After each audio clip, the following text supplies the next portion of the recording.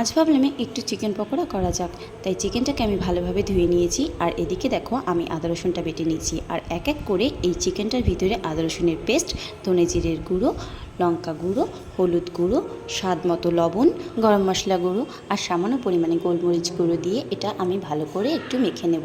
তারপরে একটু সামান্য ভিনিগার দিয়ে আমি আবারও এটাকে মেখে নিয়ে আধ ঘন্টার জন্য ঢেকে রাখবো। আর এদিকে দেখো আমি ময়দা নিয়ে নিয়েছি, আর এতে একটু গোলমরিচ গুঁড়ো দিয়ে কোটিংটা তৈরি করে রেখে দেবো।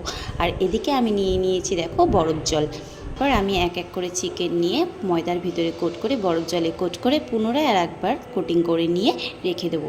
আমাদের কোটিং করাটা হয়ে গেছে। এবার দেখো আমি কড়াইতে তেল গরমে বসিয়ে দিয়েছি। এবার আমি এক এক করে পকোড়াগুলো কড়াইতে ছেড়ে দিয়ে হালকা আছে ভালো করে ভেজে নেব। দেখো পকোড়াগুলো আমাদের ভাজা হয়ে গেছে। এবার আমি একটা পাত্রে নামিয়ে নেব। তো আমাদের পকোড়া রেডি। যদি ভিডিওটি ভালো লেগে থাকে তাহলে ভিডিওটিকে লাইক কমেন্ট শেয়ার করে দেবেন। আর পাশে থাকার জন্য ধন্যবাদ।